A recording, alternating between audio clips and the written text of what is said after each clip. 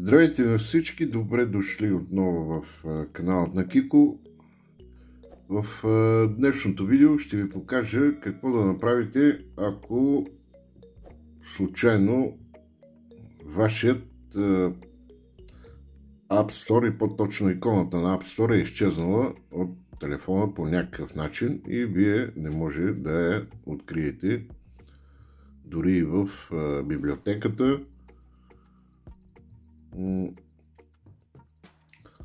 Даже може и да я потърсим в търсачката. Пишем App Store.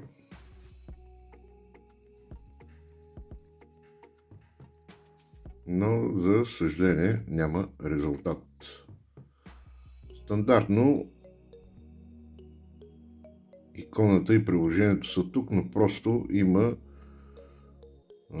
една функция, която е активирана. Ние трябва да я изключим, за да може отново да се появи иконата на нашия работен плод. Затова първото, което трябва да направим, е да влезем в настройки. Сега слизаме надолу и търсим екранно време. Влизаме вътре. Тук пак слизаме надолу и търсим ограничение за съдържание и поверителност. Влизаме вътре.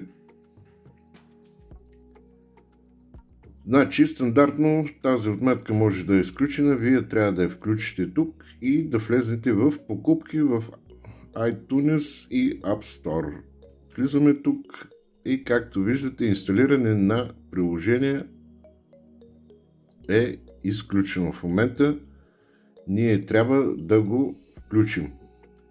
И сега ще се върна и след малко ще видите как след няколко секунди ще се появи App Store. Ето го отново на вашият работен плод.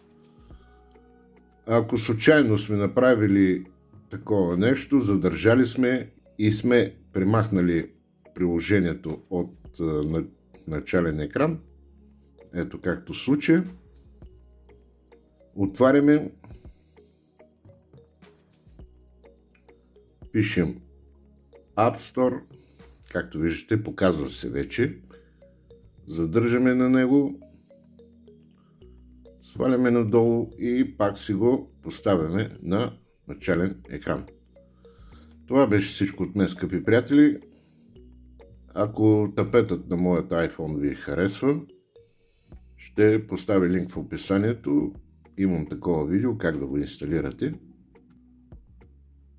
Това беше от мен. Надявам се, че видеото ви е било полезно. Ударете по един лайк, последвайте каналът и не забравяйте да натиснете камбанката.